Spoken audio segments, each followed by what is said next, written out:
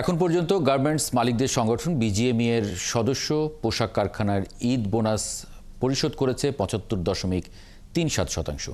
ফেব্রুয়ারি মাসের বেতন পরিশোধ করেছে ৯৮.২০%। তবে ঈদের আগে মার্চের অর্ধেক মাসের বেতন পরিশোধে শ্রম মন্ত্রণালয়ের নির্দেশ মেনেছে মাত্র ১.৪২% কারখানা। যদিও বিজিএমইএ বলছে মার্চের বেতন পরিশোধের বিষয়টি প্রক্রিয়াধীন, এই হার বাড়বে।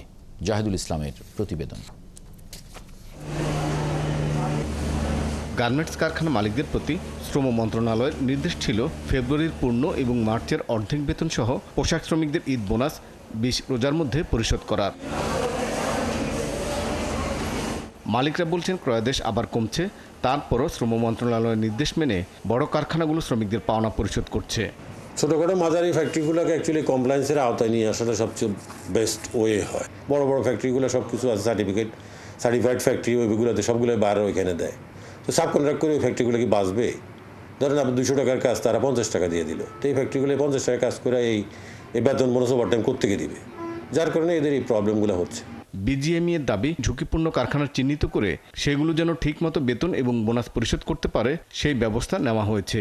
আমরা নিয়মিত তাদের ফ্যাক্টরিগুলোর সঙ্গে কথাবার্তা বলছি, তার প্ল্যান দেখছি, তার ব্যাংকিং প্ল্যানটা কি, তার ফাইন্যান্সিং প্ল্যানটা কি, তারা কীভাবে বেতন দেবে সেই প্ল্যানগুলো আমরা নিয়ে নিয়েছি। অধিক ঝুঁকিপূর্ণ কারখানাগুলো তারা সেই যেভাবে কমিটমেন্ট দিয়েছে আমরা এখন পর্যন্ত আমরা আশ্বস্ত, বিশ্বাস করি তারা এটা দিতে পারবেন।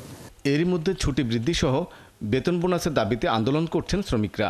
নেতারা বলছেন দেশের বর্তমান অবস্থায় মালিক এবং শ্রমিক পক্ষকে দায়িত্বশীল হতে হবে। শ্রমিকদের প্রতি উদাত্ত আহ্বান যাবে, কোনোভাবেই কোনো জায়গায় যদি এই ধরনের সংকট দেখা দেয় তারা যেন এই রাস্তাঘাটে বন্ধ করে জনদুর্ভোগ সৃষ্টি না করে এবং কোনো ভাঙচুরের মধ্যে লিপ্ত না হয়।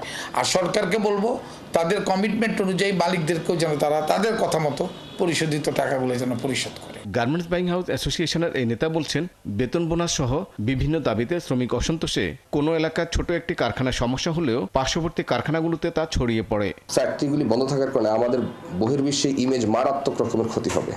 কারণ আমরা অনেকদিন ধরেই গভর্নমেন্ট চেঞ্জের পরে বায়ারদেরকে এনশিওর করছিলাম যে আমাদের আর কখনোই সমস্যা হবে না, আমরা তোমাদেরকে অন টাইম শিপ ডেলিভারি দিব, কিন্তু আসলে আমরা দেখতেছি আমরা এখনো এটা স্টেবল করতে পারতেছি না।